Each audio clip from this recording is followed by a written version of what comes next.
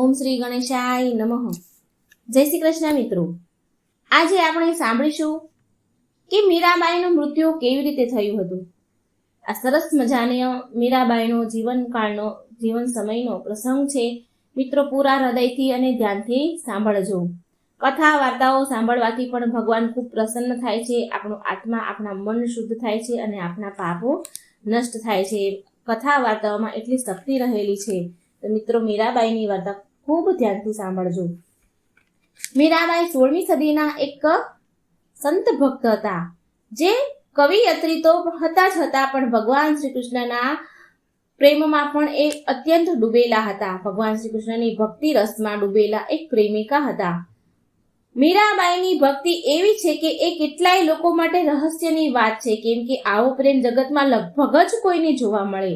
મીરાબાઈનો પ્રેમ જેટલો રહસ્યમય હતો, તેમની મૃત્યુ પણ કંઈક આટલું જ રહસ્યમય હતું.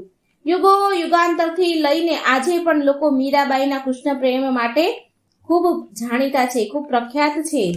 મીરાબાઈની ભક્તિ અતૂટ હતી, એમનો પ્રેમ અતૂટ હતો.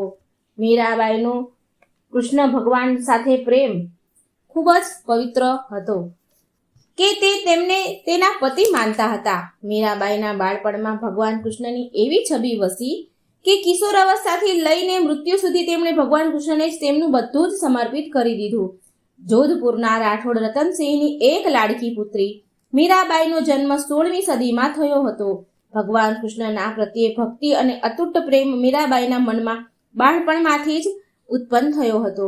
જ્યારે એકવાર તેમણે પાડોશમાં આવેલી જાન જોઈ, એમની નજર એ જાન ઉપર પડી અને એને જાનમાં જે વરરાજો હોય એની ઉપર મીરાબાઈની નજર પડી.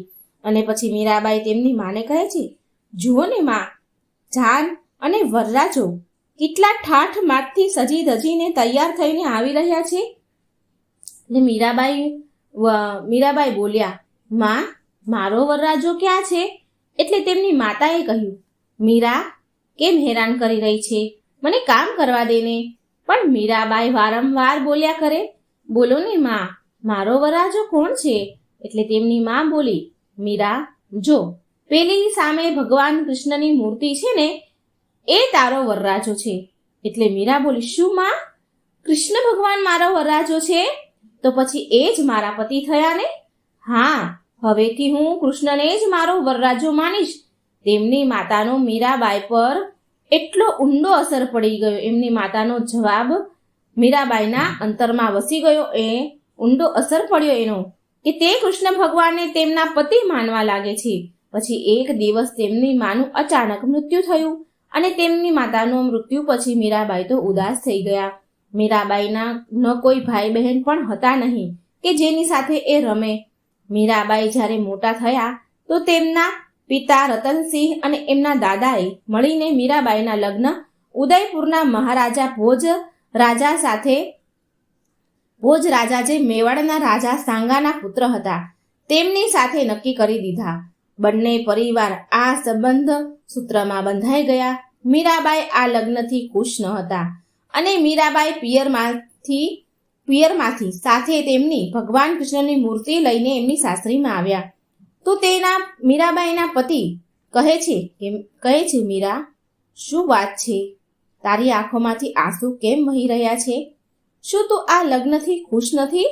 એટલે મીરા કહે છે, મારા લગ્ન તો બાળપણમાંથી જ મારા કૃષ્ણ સાથે થઈ ગયા છે અને એ જ મારા પતિ છે. એટલે તેમના પતિ હસે છે કે, અરે, શું પાગલપણ કરે છે તું? મીરા, શું આ મજાકનો સમય છે? એટલે મીરા કહે છે કે ના, હું મજાક નથી કરી રહી, હું સત્ય કહું છું. મારા પતિ તો કૃષ્ણ જ છે અને હું એમની પ્રેમિકા છું.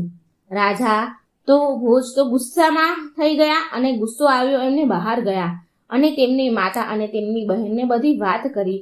એટલે તેમની સાસુ અને નણંદ મીરાબાઈ પાસે આવ્યા અને એને બરાબર બોલવા લાગ્યા. એમાં તેની નણંદ બોલે છે કે, મીરા, તું આ શું કરી રહી છે? આ શું પાગલપન છે જે તું મારા ભાઈ સાથે આવો વ્યવહાર કરી રહી છે? અને પછી તેની સાસુ બોલી કે મીરા, તને શું લાગે છે કે મારો પુત્ર શાંત સ્વભાવનો છે એટલે તું તારી વાતોમાં નચાવીશ અને તે નાચશે? આ તારી ભૂલ છે મીરા.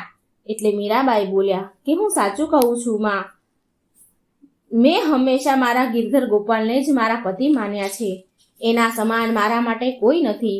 મીરાબાઈ જાણતા હતા કે તેના લગ્ન માત્ર તેના શરીર સાથે જ થયા છે, પણ તેની આત્મા તો કૃષ્ણના નામની જ પ્રેમ દીવાની છે. મીરા હંમેશા ભગવાન કૃષ્ણના જ ભજન કીર્તન કરતા રહેતા. તેની ભક્તિના રસમાં બધા જ ભક્ત પણ મગ્ન રહેતા હતા. વિવાહ થયાના વર્ષો વીત્યા પછી એક યુદ્ધ દરમિયાન મીરાબાઈના પતિ રાજા ભુજનું મૃત્યુ થયું. એટલે મીરાને સતી થવા માટે જબરજસ્તી રાજમહેલમાં લાવવામાં આવ્યા. એટલે મીરાબાઈના દિયરે તેમને કહ્યું, મીરા, તમને અંદાજ પણ છે કે તમારા પતિનું મૃત્યુ થયું છે અને તમે મંદિરોમાં રાસલીલા કરતા ફરો છો? તારે પણ તમારા પતિ સાથે સતી થવું પડશે અને આ જ સતી ધર્મ છે. તમારે તમારા હાર શિંગારનો ત્યાગ કરવો પડશે. એટલે મીરાબાઈ કહે છે, મારો તો ગિરધર ગોપાલ બીજું ન કોઈ, મારો તો ગિરધર ગોપાલ બીજું ન કોઈ. આમ મીરાબાઈ ભજન ગાવા લાગ્યા. મીરાબાઈના દિયરે તેને સતી થવાનો આદેશ તો આપ્યો, પણ મીરાબાઈ માન્યા નહીં. તેમણે તેનો હાર શિંગારનો ત્યાગ પણ ન કર્યો અને રાજસભામાંથી કીર્તન ભજન ગાતા ગાતા મંદિરમાં ચાલ્યા ગયા. રાજમહેલમાંથી મંદિરમાં ગયા અને ત્યાર પછી મીરાબાઈ મંદિરમાં જ રહેવા લાગ્યા અને સંતોની વચ્ચે ભગવાન કૃષ્ણના ભજન ગાવા લાગે છે. આ બધું જોઈને સાંભળીને મીરાબાઈના પરિવારવાળાને બહુ ગુસ્સો આવે છે. તેમને એવું લાગતું હતું કે આનાથી સમાજમાં તેમના બધાની રાણા પરિવારની માન પ્રતિષ્ઠા ખોરવાઈ રહી છે. સમાજ એની વાતો કરશે, એની બદનામી થઈ રહી છે. કૃષ્ણ ભક્તિમાં મીરાબાઈને તેના સાસરીમાંથી અનેક યાતનાઓ, પીડાઓ, અડચણો આપવામાં આવે છે, પણ જેની રક્ષા સ્વયં વાસુદેવ કૃષ્ણના હાથમાં હોય, ભલું એનો કોઈ વાકો વાળ પણ કેવી રીતે કરી શકે? મીરાબાઈના દિયરને આ બધું જરા પણ ગમતું નહીં. એ કહેતા કે આવી રીતે મીરા સાધુ સંતોની ભીડમાં નાચતી રહે છે, એના કારણે હવે લોકો આપણા રાજમહેલના અંદર પણ લોકો વાતો કરી રહ્યા છે. સમાજમાં લોકો આપણી હસી ઉડાવી રહ્યા છે. હવે તો માત્ર આનો એક જ રસ્તો છે, મીરાનું મૃત્યુ. સૈનિકોને આદેશ આપે છે. સૈનિકોને કહે છે કે પિટારો લઈને આવો. ઉદાબાઈ, તું આ સાપને પટારામાં બંધ કરી મીરાબાઈ પાસે લઈ જા અને તેને એવું કહે છે કે આ ભેટ મારા તરફથી છે. મારા તરફથી આ હીરા મોતીનો હાર છે અને એ સ્વીકારો. આમ કહી આ પટારો એના હાથમાં ઉદાબાઈ તમે આપી દેજો. એટલે ઉદાબાઈ બોલ્યા, ચિંતા ના કર ભાઈ, હું મીરાના મૃત્યુના સમાચાર લઈને જ આવીશ. ઉદાબાઈ મીરાબાઈ પાસે ગયા અને પહેલા તેમણે ઉદાબાઈએ તો મીરાને સમજાવવાની કોશિશ કરી. ઉદાબાઈ બોલ્યા, મીરા, તારું આ કૃષ્ણ ભક્તિમાં નાચવું ગાવું એ રાજ પરિવારને સારું નથી લાગતું. તું અમારા રાજ પરિવારની વહુ છો અને લોક લાજની કંઈક તો ચિંતા કર. એટલે મીરાબાઈ બોલ્યા કે મારા પતિ ભગવાન કૃષ્ણ તો અમર છે. મારું તો આખું સંપૂર્ણ જીવન તેમને સમર્પિત છે. તો ભલા મને લોકલાજનું શું ડર, શું પરવાહ મને એની? જે મન પ્રભુ શ્રી કૃષ્ણની ભક્તિમાં લીન રહે છે એના માટે સંસારની કોઈ પણ વસ્તુ શ્રેષ્ઠ નથી. આ સાંભળી ઉદાબાઈ બોલ્યા, તો ઠીક છે મીરા, આ તારા માટે હીરાનો હાર હું લાવી હતી. તું આને તારી નણંદ તરફથી સ્વીકાર કર. તું આ હાર સ્વીકાર કર, મારો ભેટ સ્વીકાર કર. પછી મીરાબાઈએ ભગવાન શ્રી કૃષ્ણનું સ્મરણ કરતા જેવો જ તે પિટારો ખોલ્યો તો પટારામાંથી નાગની જગ્યાએ હીરાનો હાર નીકળ્યો. આ જોઈને ઉદાબાઈ પણ આશ્ચર્યચકિત થઈ ગયા અને આ ચમત્કાર જોઈને મીરાબાઈના ચરણમાં પડી ગયા. ઉદાબાઈ બોલ્યા, મીરા, મને પણ કૃષ્ણ ભક્તિના કંઈક રસ પ્રદાન કર. તું સાચે જ હકીકતમાં ભગવાન શ્રી કૃષ્ણની પરમ ભક્ત છો. ઉદાબાઈ મીરાબાઈની ભક્તિનો ચમત્કાર જોઈને વ્યાકુળ થઈ ગયા અને ભક્તિમાં એ પણ રમી ગયા. આ બાજુ રાણા વિક્રમજીત, મીરાબાઈના દિયર, એના સૈનિકો મીરાબાઈને મારવા માટે એક યોજના સમજાવે છે. સૈનિકો બોલ્યા, રાણા વિક્રમજીત, મારી પાસે એક યુક્તિ છે કે આપણે મીરાબાઈને મહેલમાં બોલાવીને ભગવાન શ્રી કૃષ્ણનો પ્રસાદ છે એમ કહીને ઝેરનો પ્યાલો પીવડાવી દઈએ, એટલે એમનું મૃત્યુ થશે. એટલે રાણા બોલ્યા, હા, આ યુક્તિ જરૂર કામ કરશે મીરાબાઈને મારવા માટે. પછી રાણાએ આદેશ આપ્યો. સૈનિકોને મીરાને મહેલમાં બોલાવવા માટે કહે છે. આ બધું ઉદાબાઈ સાંભળી લે છે અને વિચારે છે કે આ લોકો દગો કરીને મીરાને ઝેર પીવડાવીને મારી નાખવા માંગે છે. આ વાત મારે મીરાને જરૂર કહેવી પડશે. આમ વિચારી ઉદાબાઈ મીરાબાઈ પાસે આવ્યા અને એને બધી જ વાત કહી. એટલે મીરાબાઈ બોલ્યા કે ઉદાબાઈ, તે મને જે કૃષ્ણ નામના રસનું પાન કરાવવાનો પ્રસાદ આપશે, કૃષ્ણ નામના થી ઝેરનો પ્યાલો આપશે, તો હું એ કૃષ્ણ નામનો ઝેરનો પ્યાલો પણ પી જઈશ. તમે ચિંતા ન કરો ઉદાબાઈ, મારા કૃષ્ણની જે ઈચ્છા હશે તે થશે.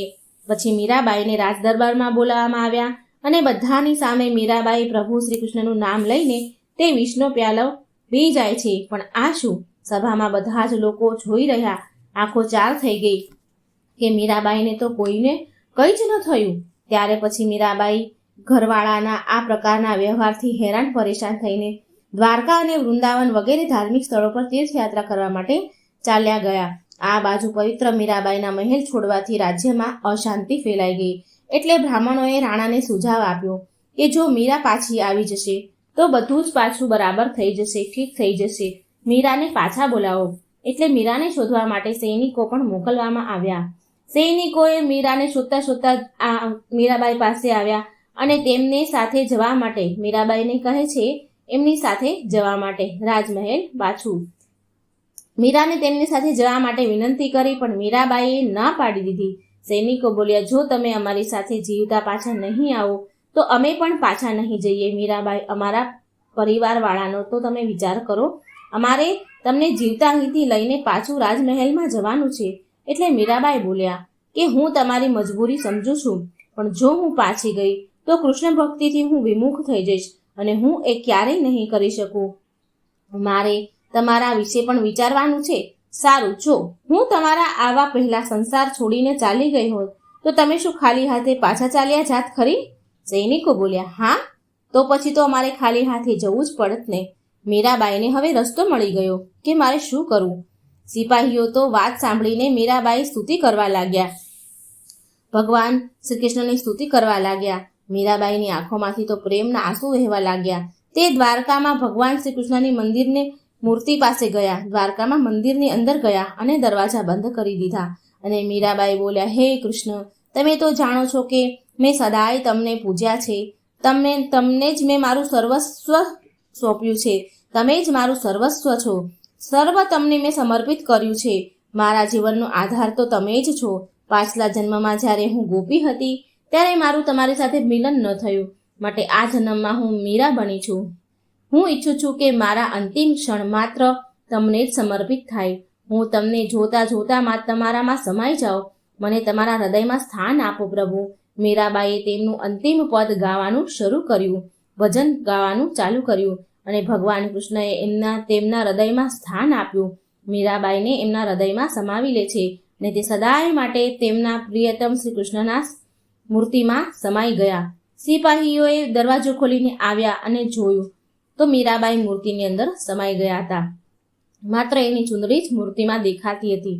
સિપાહીઓ અને બીજા ભક્તો પણ આ બધું જોઈ રહ્યા હતા, એટલે તેમની આંખોમાંથી આંસુની ધારા વહી રહી હતી. સિપાહી પાછા મહેલ આવ્યા, કહેવા લાગ્યા કે મીરાબાઈ જ્યાં પણ જતા હતા ત્યાં બધા જ તેમને સન્માન આપતા હતા. લોકો તેમને દેવી જેવો પ્રેમ સન્માન આપતા હતા. ભારત ભૂમિમાં આવા કેટલાય સંતો અને મહાત્મા થયા છે જેને ધર્મ અને ભગવાનને રોજ રોમ રોમમાં વસાવીને બીજાના સામે આદર્શના રૂપમાં પેશ કર્યું છે. આવા જ સંતો અને મહાત્મામાં ભક્તનું મીરાબાઈનું સ્થાન બધાથી જ ઉપર માનવામાં આવ્યું છે. તો મિત્રો, આ હતી પવિત્ર મીરાબાઈની વાર્તા, મીરાબાઈના મૃત્યુની કથા. અને સકુબાઈનો પ્રસંગ સાંભળીશું. સકુબાઈ ભગવાનના ભક્ત હતા. તો એ લીલા ભગવાને કેવી કરી હતી એ તમે આ વાર્તામાં સાંભળજો. મિત્રો, તમે આ સકુબાઈનું કીર્તન તો સાંભળ્યું જ હશે. આજે હું એની વાર્તા પણ કહેવા જઈ રહી છું. સકુબાઈનું ભજન છે કે વહવારું થઈને વાલો આવ્યા રે લોલ, લીધું છે કાંઈ સકુબાઈનું રૂપ જો, વહવારું થઈને વાલો આવ્યા રે લોલ. આ ગીત તો તમે બધાએ સાંભળ્યું જ હશે, પણ આજે આપણે વાર્તા સાંભળીએ. ભગવાન બધાની ઈચ્છાઓ અને કામનાઓને સિદ્ધ કરનારા છે. સકુબાઈ નામના એક સ્ત્રી હતા. તે ગામડામાં રહેતા હતા. તેના સાસુ સસરા તેમને બહુ ત્રાસ આપતા હતા. બહુ ત્રાસ આપે છતાં પણ સકુબાઈએ બધો જ ત્રાસ સહન કરતા હતા. જે પણ સાસુ સસરા પીડા દર્દ જે પણ આપે એ બધું જ સહન કરતા કરતા પરમાત્માનું ભજન કરતા હતા. સાચા હૃદયથી સાચા મનથી ભગવાનને ભજતા હતા. ભગવાન શ્રી કૃષ્ણનું નામ તો એમના હૃદયમાં એમના જીભ પર સદાય રહેતું હતું. સકુબાઈનું માત્ર એક જ ઈચ્છા હતી. એમને મનમાં એક જ ઈચ્છા થતી હતી કે મને માત્ર એકવાર દ્વારકાધીશના દર્શન થાય, દ્વારિકાના નાથના દર્શન કરવા છે મારે. દ્વારિકા જવાની એક જ ઈચ્છા હતી એમની. મારે એકવાર દ્વારિકાનો સંઘ મને મળી જાય તો મારે દ્વારકા જવું છે. આ ઈચ્છા એના મનમાં હતી. અને આ બાજુ ભગવાન શ્રી કૃષ્ણ બધું જ સાંભળે છે. એક વાત હંમેશા યાદ રાખજો, જે પણ આપણા અંતર મનમાં ઈચ્છા હોય તે બીજું કોઈ સાંભળે ન સાંભળે, આ દુનિયાનું કોઈ વ્યક્તિ સાંભળે કે ન સાંભળે, પણ આપણા મનથી કરેલી પ્રાર્થના અને આપણા મનમાં ઈચ્છા જે પણ હોય એ જો અંતરાત્મામાં આપણે ઉપજી આવી હોય તો એ કોઈ બીજું સાંભળે ન સાંભળે પણ આપણો હરિ, આપણા પ્રભુ જરૂર ને જરૂર સાંભળે છે. આપણા અંતરનો ભાવ કોઈ સમજે ન સમજે, કોઈ સાંભળે ન સાંભળે, પણ એ આપણા લાગણી અને હૃદયનો ભાવ ભગવાન જરૂર સાંભળે છે અને સમજે છે. એવી જ રીતે સકુબાઈના અંતરની પ્રાર્થના, અંતરની ઈચ્છા ભગવાન સમજી ગયા હતા. એવી રીતે સકુબાઈની માત્ર એક જ ઈચ્છા હતી કે મને ભગવાનના દર્શન થાય. સવારે ઉઠે ને ત્યાંથી કામે ચડાવે સાસુમાં. સકુબાઈને છેલ્લે સાસુમાના પગ દબાવીને રાત્રે સુવા પામે એટલી સેવા એના સાસુ સસરાની કરે, ઘરના કામ કરે. અને એમાં ગૌલોકમાં બેઠેલા ભગવાનને ખબર પડી કે સકુબાઈને જાત્રામાં જવાનું મન છે, એમની ઈચ્છા છે, એમને દ્વારિકા જવું છે. અને એ સમયે સકુબાઈના ગામમાંથી એક સંઘ દ્વારકા જઈ રહ્યો હતો.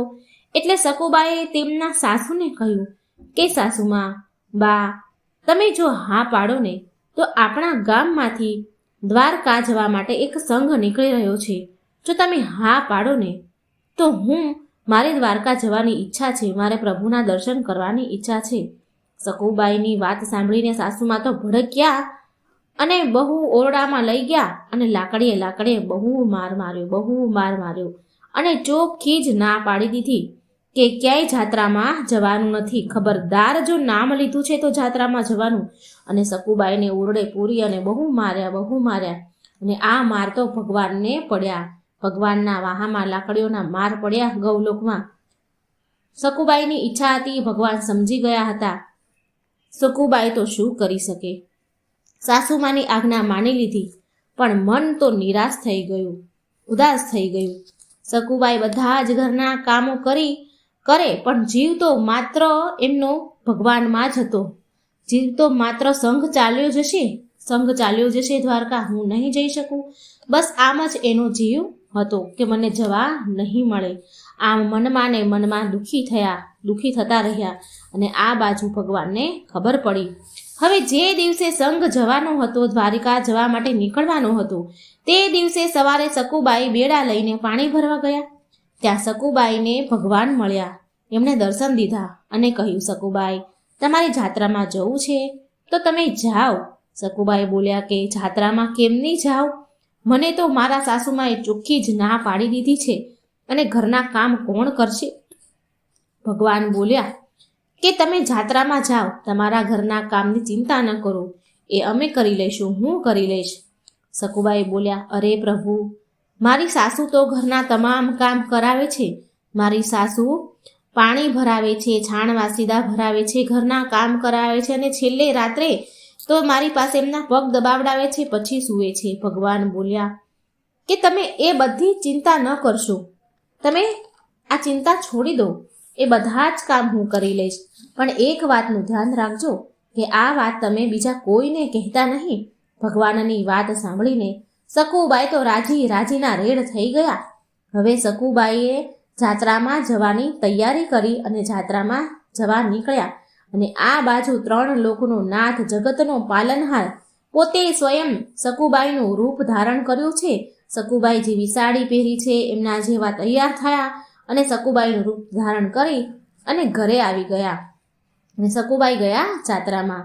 સકુબાઈના હાથમાંથી પાણીના બેડા લઈ લીધા અને ઘરે પાણી ભરીને આવ્યા. છાણવા સીધા કર્યા, ઘરના પાણી ભર્યા, રસોઈ બનાવી. બધા જ પ્રભુએ જગતના પાલનહારે બધા જ કામ કર્યા. રસોઈ બનાવીને સકુબાએ બનેલા ભગવાને રસોઈ બનાવી અને એમના સાસુ અને સસરાને જમવા બેસાડ્યા. રસોઈ પીરસી અને સસરાજીએ તો પહેલો કોળિયો મોઢામાં ના મૂક્યો અને બોલ્યા, અરે આજે તો શું રસોઈ બની છે? શું આ રસોઈ સકુબાએ બનાવી છે? એમને સાસુને પૂછ્યું, રસોઈ તો બહુ મીઠી છે આજે તો. સકુબાઈના સાસુ બોલ્યા કે એમનેમ મીઠી નથી બની, કાલે માર પડ્યા છે ખૂબ જ. નાર ન સુધરે માર વિના. કાલે બહુ માર પડ્યો છે ને, બહુ લાકડીઓ પડી છે એટલે આજે મીઠી રસોઈ બની છે. ઘરની નાર તો માર વિના ન સુધરે એમ કહીને બોલ્યા. પણ એને શું ખબર કે આ રસોઈ તો જગતના પાલનહારે બનાવી છે, દ્વારિકાના નાથે બનાવી છે, ખુદ કૃષ્ણ કનૈયાએ રસોઈ બનાવી છે. એ ભગવાનનો હાથનો પ્રસાદ જમી રહ્યા છે. એ શું જાણે. સકુબાઈના સસરા તો આંગળા ચાટી ચાટીને બધું જ ખાઈ ગયા, એટલી મીઠી રસોઈ લાગી એને. આમ આખો દિવસ ભગવાન કામ કર્યા કરે. સાંજ પડે એટલે સકુબાઈના સાસુના પગ પણ દબાવીને સેવા કરવા કરે. જે કામ સકુબાઈ કરતા એ બધા જ કામ પ્રભુ કરે. આમ ને આમ ઘણા દિવસ ચાલ્યું. છાણવા સીધા કર્યા, પાણી ભર્યા, 2-3 બેડા માથે લઈ જાય અને પાણી ભરવા જાય, ઘરના કામ કરે. સકુબાઈના સસરાની સેવા કરે, સાસુની સેવા કરે. આમ ને આમ 6 મહિના ચાલ્યું. 6 મહિને સંઘ જાત્રાએથી પાછો આવે છે અને આ બાજુ સકુબાઈ જાત્રા કરવા ગયા હતા.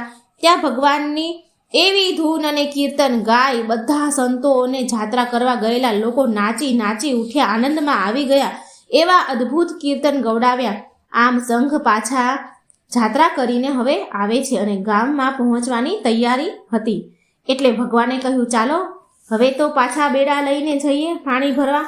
કારણ કે જો અસલ સકુબાઈ ઘરે આવી ગયા અને ભગવાન બનેલા સકુબાઈ તો ઘરે હતા. જો બંને ભેગા થઈ જશે તો શું થશે? હાહાકાર મચી જશે. એટલે ભગવાન બેડા લઈને પાણી ભરવા ગયા અને ગામમાં પહોંચેલા સંઘમાંથી સકુબાઈને ઈશારો કરીને બોલાવ્યા અને કહ્યું, આલ્યો તમારા પાણીના બેડા અને તમે ઘરે જાઓ અને હું મારા સ્થાને જાઉં, મારા ધામે જાઉં. જતા જતા ભગવાન સકુબાઈને કહે છે, ધ્યાન રાખજો કે આ વાતની જાણ કોઈને ન થાય કે તમે જાત્રામાં ગયા હતા અને હું તમારી જગ્યા પર ઘરના કામ કરી રહ્યો હતો. આ વાત કોઈને ખબર ન પડે. સકુબાઈ બોલ્યા, ભલે ભગવાન. સકુબાઈએ ભગવાનના દર્શન કર્યા અને સકુબાઈ તો આનંદમાં આવી ગયા. આનંદ થઈ ગયો એમને તો ખૂબ મજા આવી. અને આમ 1-2 દિવસ ગયા. સકુબાઈ ઘરે પહોંચી ગયા, ભગવાન એના ઠેકાણે જતા રહ્યા, ધામમાં જતા રહ્યા. એટલે 1-2 દિવસ તો આમ ચાલ્યા ગયા. તો 2-3 દિવસ પછી એક સાધુ સંત હતા જે જાત્રામાં ગયા હતા. એ ફરતા ફરતા પ્રસાદી દેવા નીકળ્યા. એટલે સકુબાઈના ઘરે આવ્યા અને આવીને સાસુમાને કહે છે, સકુબાઈના સાસુમાને કહે છે કે, અરે બહેન, તમે કેટલા ભાગ્યશાળી છો. તમને કેવી સરસ દીકરાની વહુ મળી છે, કેવી ભગવાનની ભગત છે, બહુ ભક્તિ છે એનામાં. અને તમારી વહુ જો ધૂન ગવડાવે અને કોઈ નાચે નહીં, કોઈ આનંદમાં આવે નહીં, એવું તો બને જ નહીં. સકુબાઈની સાસુ તો એની તો આંખો ફાટી રહી અને બોલ્યા કે મારી વહુ ક્યાં ગાવા ગઈ હતી? મેં તો એને ઘરની બહાર ક્યાંય જવા જ નથી દીધી ને, એ તો ક્યાંય ઘરની બહાર નીકળી જ નથી ને. એટલે એ જે મહારાજ આવ્યા હતા પ્રસાદી આપવા, જે સંત આવ્યા હતા, એ બોલ્યા, તમે શું બોલી રહ્યા છો? મહારાજ બોલ્યા કે સાચું કહું છું, તમારી સકુબાઈ અમારી સાથે સંઘમાં આવ્યા હતા, દ્વારિકાની જાત્રામાં આવ્યા હતા. એ 6 મહિના સુધી અમારી સાથે હતા. એમણે બહુ ધૂન અને કીર્તન ગાયા છે ભગવાનના. સકુબાઈની સાસુ બોલ્યા કે મારી સકુબાઈ તો ઘરમાં જ હતા, ઘરના કામ કરી રહ્યા હતા, એ તો જાત્રામાં ગયા જ નથી. તો તમે ક્યાંથી જાત્રામાં સકુબાઈને ભાળી ગયા તમે? સાધુ સંત મહારાજ એ બધી પોલ ખોલી નાખી. બોલ્યા કે તમે તમારી વહુને બોલાવો અને પૂછો. સાસુમાએ તો તે મહારાજની વાત સાંભળીને સકુબાઈને બોલાવ્યા. કહે છે કે સકુબાઈ, આ મહારાજ શું કહી રહ્યા છે? સકુબાઈ બોલ્યા, શું કહે છે? સાસુમાં બોલ્યા કે એ તો એવું કહે છે કે તમે જાત્રામાં ગયા હતા અને ભગવાનના બહુ ભજન કીર્તન ગાયા હતા. સકુબાઈ તો બીકને મારે પહેલા તો એમણે ના પાડી કે ના ના, હું તો ક્યાંય ગઈ જ નથી. સકુબાઈ તો ના પાડે છે. સાસુમાં ફરી પેલા સાધુને કહે છે કે ના ના, મારી બાઈ તો ઘરમાં જ હતા, એને તો મારા છાણવા સીધા કર્યા છે, મારા પગ દબાવ્યા છે, પાણી ભર્યા છે, તો એ જાત્રામાં ક્યાંથી આવ્યા હોય? તો પછી પેલા સાધુ મહારાજ બોલે છે, સકુબાઈને કહે છે કે સકુબાઈ, તમે ભગવાનની જાત્રામાં ગયા અને જુઠ્ઠું શું કરવાને બોલી રહ્યા છો? જુઠ્ઠું શું કામે બોલો છો? તમે તો જાત્રામાં આવ્યા હતા, ભગવાનના ભજન કીર્તન કર્યા છે, તો પછી સાચું બોલો. અને પછી સકુબાઈ બોલ્યા, હા બા, હું જાત્રામાં ગઈ હતી. સકુબાઈની આંખમાંથી તો દડ આંસુડા વહેવા લાગ્યા અને કહ્યું કે હા બા, હું ગઈ હતી. અને ત્યારે સકુબાઈની આંખમાંથી દડ આંસુડાની ધારા નીકળી ગઈ અને એટલું જ બોલ્યા કે બા, હું જાત્રાએ ગઈ હતી અને તમારા પગ દબાવ્યા હતા એ હું નહોતી, મારા દ્વારિકાનો નાથ કૃષ્ણ પોતે હતા. દ્વારિકાના નાથે તમારા પગ દબાવ્યા છે ને 6 મહિના સુધી ઘરના કામ એણે જ કર્યા છે. આ સાંભળીને સકુબાઈની સાસુમાં તો હેરાન રહી ગયા અને રડવા લાગ્યા અને સકુબાઈના પગમાં પડી ગયા. એના સાસુ અને સસરા બંને સકુબાઈના પગમાં પડી ગયા અને બોલ્યા કે સકુ, અમે કેટલા અધમ છીએ કે ભગવાન અમારી પાસે હતા, અમારી જોડે હતા, છતાં અમે ઓળખી ન શક્યા. ભગવાન પાસે અમે પગ દબાવડાવ્યા, એમના પગ દબાવવાની સેવા અમારે કરવાની જ હોય, એના બદલે એમણે અમારા પગ દબાવ્યા. અમારે એમને રસોઈ બનાવીને થાળ જમાડવાના હોય, એના બદલે એમણે અમને જમાડ્યા, એમણે જાતે રસોઈ બનાવીને અમે જમાડ્યા. અમે કેટલા અધમ છીએ, અમે ભગવાનને ઓળખી ન શક્યા. અમને માફ કરી દો સકુબાઈ, અમને માફ કરી દો. આમ એની સાસુને ઘણો પછતાવો થયો અને સકુબાઈને એમને માફી માંગી. તો મિત્રો, આ સકુબાઈની વાર્તા હતી, ભગવાનની લીલા હતી. ભક્ત જનાબાઈની કથા કહેવા જઈ રહી છું. વિઠ્ઠલ પ્રભુના ભક્ત જનાબાઈની કથા સરસ છે, તો તમે ધ્યાનથી સાંભળજો. એક સમયની વાત છે. ભક્ત જનાબાઈ 8 વર્ષની અવસ્થાના હતા. તેમના માતા પિતા સાથે પંઢરપુર રહેવા આવ્યા હતા. જનાબાઈ બહુ ગરીબ પરિવારના હતા. એના માતા પિતા બહુ ગરીબ હતા અને થોડા જ દિવસોમાં જનાબાઈના માતા પિતાનું મૃત્યુ થઈ ગયું. જનાબાઈ પ્રભુ પ્રેમી હતા, પ્રભુના ભક્ત હતા. તેમના મનમાં એક જ વાત આવી કે પ્રભુ પ્રાપ્તિનો એક જ ઉપાય છે કે કોઈ ગુરુ ભગવાનનો સાચા ગુરુ હોય, એ ભગવાન, એ ગુરુ જો મારા ઉપર પ્રસન્ન થઈ જાય તો મારા ઉપર કૃપા કરી દે, જેથી મને ભગવાનના દર્શન થઈ જાય, ભગવાન મને મળી જાય. માટે ભક્ત જનાબાઈએ ભક્ત નામદેવની ત્યાં ઘરના કામ કરવાનું નક્કી કર્યું અને મનમાં વિચારી લીધું કે નામદેવ ગુરુને એમને એમના ગુરુ બનાવે. ભક્ત નામદેવ વિઠ્ઠલ ભગવાનના સૌથી મોટા ભક્ત હતા અને કથાઓ અનુસાર એવું પણ કહેવાય છે કે ભગવાન વિઠ્ઠલ ભક્ત નામદેવના પિતા હતા. જનાબાઈના હૃદયમાં, મનમાં એક જ વાત હતી કે એક જ ઈચ્છા હતી કે હું નામદેવજીને સેવા કરી અને તેમને પ્રસન્ન કરી લઉં, જેથી તે કૃપા કરી મને એમની ચેલી બનાવી લે અને મારા ઉપર ભગવાનની કૃપા થઈ જાય. જનાબાઈ નામદેવજીના પૂરા પરિવાર માટે જમવાનું બનાવતા હતા. ઘરના બધા જ કામ ઘરના સેવક બનીને રહેતા હતા. પૂરા ઘરની સફાઈ કરે, કચરા પોતા, વાસણ, પાણી ભરવાનું બધું જ કામ જનાબાઈ કરતા હતા. શ્રી નામદેવજી મહારાજ તો ભજનમાં ડૂબ્યા રહેતા હતા. હવે જનાબાઈ પર નામદેવજીની ભક્તિનો પ્રભાવ એવો પડ્યો કે જે નામદેવજી ભજન કીર્તન ભગવાનના નામ જપે એ જ નામ કીર્તન ભજન જનાબાઈ કરવા લાગ્યા. હવે તો જનાબાઈ પ્રભુનું નામ એમને એટલું પ્રિય થઈ ગયું કે કામ કરતા કરતા નિરંતર વિઠ્ઠલ વિઠ્ઠલ વિઠ્ઠલ નામ જપ્યા કરતા હતા. એક પણ ક્ષણ ભગવાનનું નામ તે જનાબાઈ ભૂલે નહીં. નામદેવ નિત્ય ભગવાનને ખૂબ સેવા પૂજા કરે.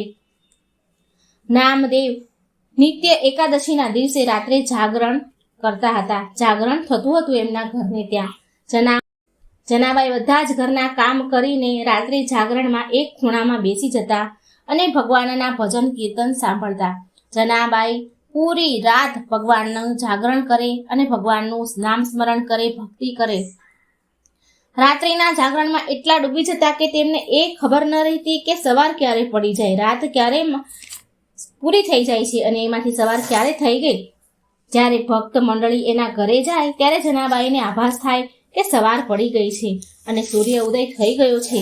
જનાબાઈ વિચાર કરે, અરે સૂર્ય ઉદય થઈ ગયો અને મને ખબર પણ ન પડી. મારાથી તો આજે બહુ મોટી ભૂલ થઈ ગઈ છે. મારે ભોજન બનાવવાનું છે, વાસણ કપડાં બધું જ કરવાનું બાકી છે, ઘરના બધા જ કામ બાકી છે. કેવી રીતે આટલું બધું કામ થશે? એક કામ કરું, સૌથી પહેલા હું નામદેવજી મહારાજના કપડાં ધોઈ નાખું. જનાબાઈ કપડાનું પોટલું લઈને જલ્દી નદી કિનારે નીકળે જાય છે. જનાબાઈ હવે નદી કિનારે પહોંચે છે અને નદી કિનારે પહોંચતા વિચાર કરવા લાગે છે કે અરે, આજે તો કેટલું મોડું થઈ ગયું છે, કેટલો સમય ચાલ્યો ગયો, કેટલો સમય વીતી ગયો અને આજે બધા જ ઘરના કામ કરવાના બાકી છે. હું આ બધા કામ કેવી રીતે કરીશ? પાણી ભરવાનું બાકી છે, જમવાનું બનાવવાનું બાકી છે, વાસણ માંજવાના બાકી છે. જનાબાઈ તો ઊભા વિચાર કરીને ચિંતા કરી રહ્યા છે. જનાબાઈ નદી કિનારે ઊભા રહીને વિચાર કરી રહ્યા હતા કે એવામાં એક વૃદ્ધ ડોશીમાં આવ્યા અને જનાબાઈને બોલ્યા કે અરે, તું શું ચિંતા કરી રહી છે? કે સાંભળ, તું જા અને ઘરે બધા જ કામ કરી આવ, જે બાકી હોય તે બધા કામ પૂરા કરીને આવ, હું તારા બધા જ કપડાં ધોઈ દઉં છું. જનાબાઈ બોલ્યા કે અરે, તમે મારા કપડાં કેમ ધોશો? તમે ઉપરથી વૃદ્ધ ગરઢા ડોશીમાં છો, તમારાથી કામ કેવી રીતે થાય? અને હું તો તમને ઓળખતી પણ નથી. તે ગરઢા માજી બોલ્યા, અરે બેટા, તું ચિંતા ન કર, તું જોજે, જેવા કપડાં તું નહીં ધોતી હોય ને એવા કપડાં હું તને ધોઈ આપીશ. હવે તું જા અને તારા ઘરના બધા કામ બાકી હોય એ કરી આવ. જનાબાઈ એ વૃદ્ધ માજીને મેલા કપડાનું પોટલું આપે છે અને તે ત્યાંથી ચાલ્યા જાય છે ઘરના બધા કામ કરવા. થોડી વાર થઈ એટલે જનાબાઈ ઘરના બધા જ કામ કરીને પાછા નદી કિનારે આવી ગયા. એટલે ડોશીમાં બોલ્યા, લે, તારા બધા જ કપડાં મેં ધોઈ દીધા છે, તું બધા કામ કરીને આવી ગઈ? જો, મેં તારા બધા જ કપડાં ધોઈને સુકાવી દીધા છે. લે, હવે તું આ કપડાં લઈને જનાબાઈ તું ઘરે જા. જનાબાઈ બોલ્યા, માજી, હું તો તમને ઓળખતી પણ નથી, તો પણ તમે મારી આટલી બધી સહાયતા કરી કે મારા બધા જ કપડાં તમે ધોઈ દીધા.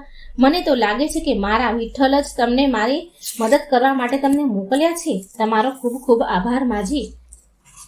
તો એ માજી બોલ્યા કે અરે બેટા, એમાં આભારની કોઈ વાત નથી, હું તો તારી પોતાની જ છું ને, અને પોતાના લોકોનો શું કોઈ આ ધન્યવાદ કરે ખરી? આટલું કહીને તે વૃદ્ધ માજી જનાબાઈની સામે જ અંતર્ધ્યાન થઈ ગયા. જનાબાઈ તો ઊભા જોતા જ રહી ગયા કે અરે, આ ડોશીમાં ક્યાં ચાલ્યા ગયા? ઘડીક વારમાં અદ્રશ્ય થઈ ગયા. આ શું? આ માજી કોણ હશે અને આવી રીતે કેમ ગાયબ થઈ ગયા? જનાબાઈએ આ બધી જ ઘટના નામદેવને કહી સંભળાવી. ત્યારે નામદેવજી બોલ્યા, અરે, એ બીજું કોઈ નહીં પણ વિઠ્ઠલ જ હતા. ભગવાન પ્રભુ વિઠ્ઠલ ખુદ તારી મદદે આવ્યા હતા. વિઠ્ઠલ ભગવાન પ્રભુ તને એટલો બધો પ્રેમ કરે છે કે તારી મદદ કરવા માટે તારા બધા જ કપડાં ધોઈ દીધા. અરે જનાબાઈ, તું તો બહુ અભાગણ છો. તારી સહાયતા કરવા માટે સ્વયં વિઠ્ઠલ પ્રભુ આવ્યા અને તું ઓળખી ન શકી? આ સાંભળીને જનાબાઈ તો બહુ દુઃખી થયા અને રડવા લાગ્યા કે હે પ્રભુ, હે વિઠ્ઠલ, તમે આવ્યા અને હું તમને ઓળખી ન શકી. હે પ્રભુ, તમે મારા માટે આટલું કષ્ટ સહન કર્યું, મારી માટે આટલા બધા કપડાં ધોઈ દીધા. હવે તો જનાબાઈનો પ્રેમ પ્રભુ વિઠ્ઠલ પર વધારે વધી ગયો, વિશ્વાસ વધારે વધી ગયો. પ્રભુ ભક્ત જનાબાઈની ભગવાન વિઠ્ઠલ જનાબાઈની ભક્તિના આધીન થઈ ગયા અને જનાબાઈની સાથે સાથે રહેવા લાગ્યા. જનાબાઈ એક પણ ક્ષણ ભગવાનનું નામ ન ભૂલે, 24 કલાક વિઠ્ઠલ વિઠ્ઠલ વિઠ્ઠલ વિઠ્ઠલ કરતા રહે. એના રોમ રોમમાં વિઠ્ઠલ બોલે. જનાબાઈ વિઠ્ઠલ વિઠ્ઠલ નામ જપતા રહે, તેમના કાર્યમાં ડૂબ્યા રહે અને કાર્ય કરતા કરતા અને પ્રભુ સાક્ષાત તેમની સામે બેસી રહે. ભગવાન વિઠ્ઠલ એટલા બધા પ્રસન્ન હતા જનાબાઈથી કે હરેક કામ કરે ત્યારે જનાબાઈ તો એની ધૂનમાં જ હોય, પણ પ્રભુ જનાબાઈને સામે બેસીને નિહાળતા રહે અને હસતા રહે. ભગવાન હરેક સમયે હરેક ઘડી જનાબાઈની સાથે રહે છે. એક દિવસ મંદિરમાં શ્રી વિઠ્ઠલ પ્રભુની મૂર્તિનો હાર ચોરી થઈ ગયો. જનાબાઈ રોજ મંદિરમાં જઈને સેવા કરતા હતા, ત્યાં સાફ સફાઈ કરતા હતા, રોજ મંદિરમાં સેવા પૂજા કરતા કાર્ય કરતા હતા. તો જે લોકો મંદિરમાં સેવા કરતા હોય બીજા લોકો, તો તે જનાબાઈ પર શક કરે છે, આરોપ નાખે છે કે જનાબાઈએ હારની ચોરી કરી છે. એક સેવક બોલ્યો, જનાબાઈ, આમ તો તમે બહુ મોટા ભક્ત બનીને ફરો છો અને તમે વિઠ્ઠલ પ્રભુનો મૂર્તિનો હાર ચોરી લીધો, ભગવાનનો હાર ચોરી લીધો તમે. જનાબાઈ પર ચોરીનો આરોપ નાખ્યો અને જનાબાઈને રાજાના દરબારમાં લઈ જવામાં આવ્યા. અને ત્યારે રાજાએ જનાબાઈને પૂછ્યું, જનાબાઈ, સાચું કહો કે તમે જ હાર ચોરી કર્યો છે? જનાબાઈ બોલ્યા, મહારાજ, હું આવું શું કામ કરું? હું મારા પ્રભુનો હાર ચોરી શું કામ કરું? મહારાજ, હું સોગંદ ખાઈને કહું છું કે મેં ભગવાનનો હાર ચોરી નથી કર્યો, પણ રાજાના દરબારમાં કોઈ પણ એ જનાબાઈની વાતનો વિશ્વાસ ન કર્યો અને રાજાએ જનાબાઈને સૂળી પર ચડાવવાનો આદેશ આપ્યો.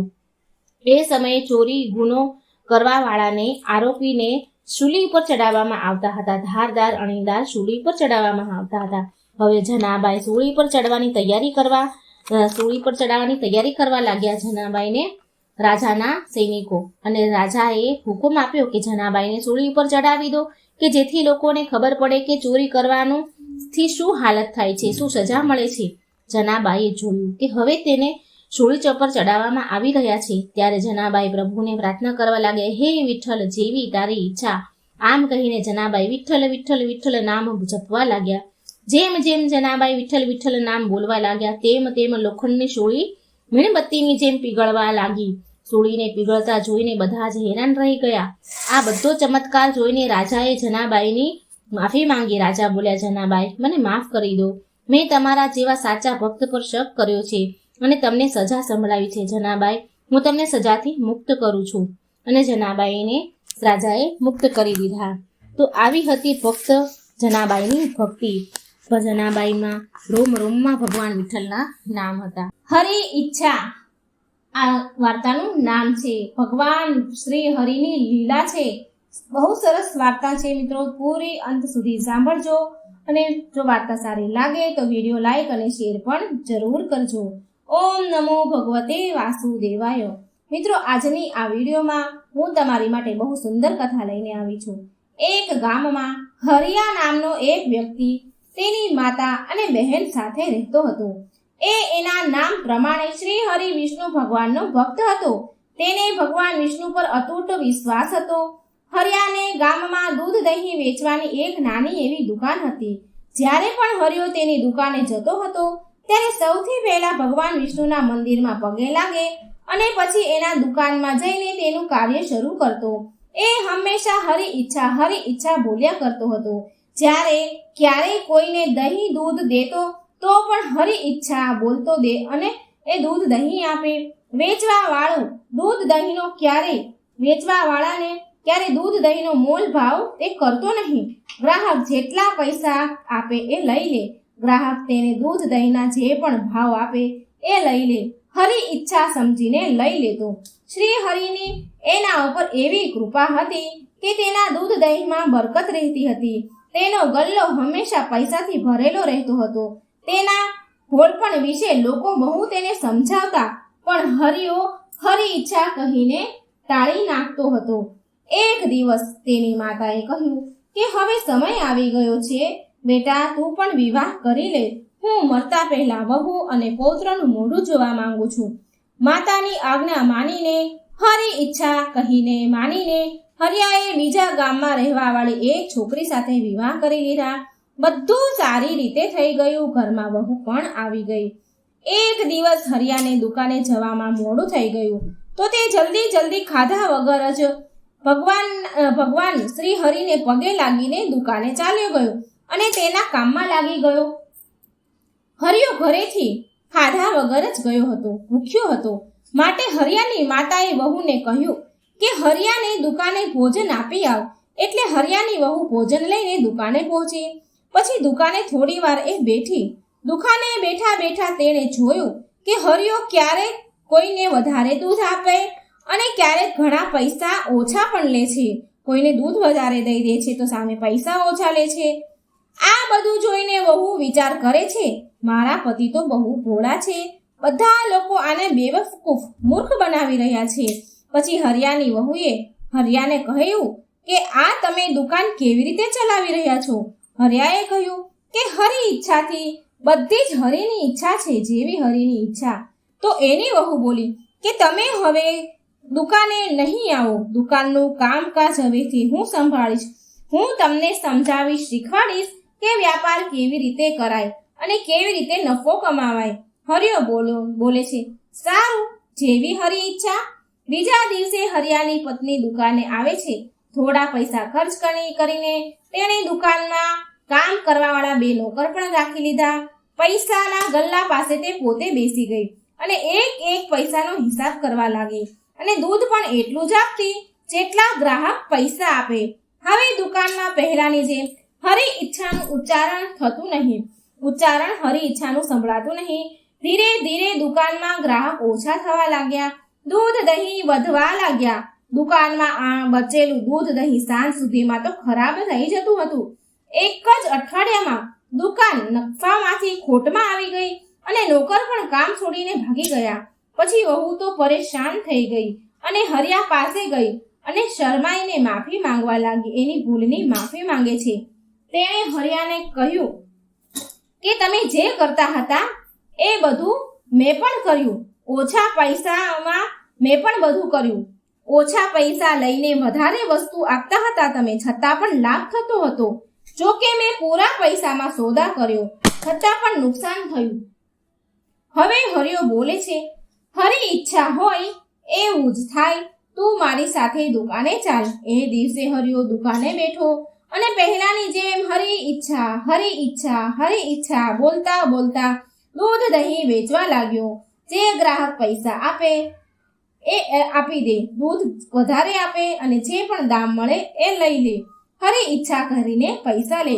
તો હરિયાની પત્નીએ જોયું, જ્યારે હરિયો કોઈ ગ્રાહકને દૂધ દહીં દે છે ત્યારે તેના હાથ સાથે બીજા 2 હાથ પણ છે જે દૂધ દહીં આપી રહ્યા છે, અને જ્યારે પૈસા લે છે ત્યારે પણ બીજા 2 હાથ હરિયાની સાથે બીજા 2 હાથ પણ પૈસા લે છે. આ જોઈને એ ચકરાઈ ગઈ, ચોંકી ગઈ અને એ હરિયાને કહેવા લાગી કે આ કેવી માયા છે. ત્યારે હરિયાએ કહ્યું કે આ બધી મારા શ્રી હરિની માયા છે. બાળપણથી જ હું મારા હરિનો ભક્ત છું. કોઈ પણ કાર્ય હરિ ઈચ્છાની વિરુદ્ધ હું કરતો નથી. જે પણ હું કરું છું એ હરિ ઈચ્છાથી કરું છું. અને હવે જેની સાથે શ્રી હરિ સ્વયં હોય તો એને નુકસાન કેવી રીતે થઈ શકે? આ સાંભળી તેની પત્ની તેના ચરણોમાં પડી ગઈ અને તેની ભૂલની તે માફી માંગવા લાગી. તે દિવસથી હરિયો અને તેની પત્ની હરિ ઈચ્છા અનુસાર તેની પત્ની અને એ બંને દુકાન ચલાવવા લાગ્યા. તો મિત્રો, આ વાર્તા તમને કેવી લાગી કમેન્ટ બોક્સમાં જરૂર લખજો. જય શ્રી કૃષ્ણ. રાધે રાધે. Thank you.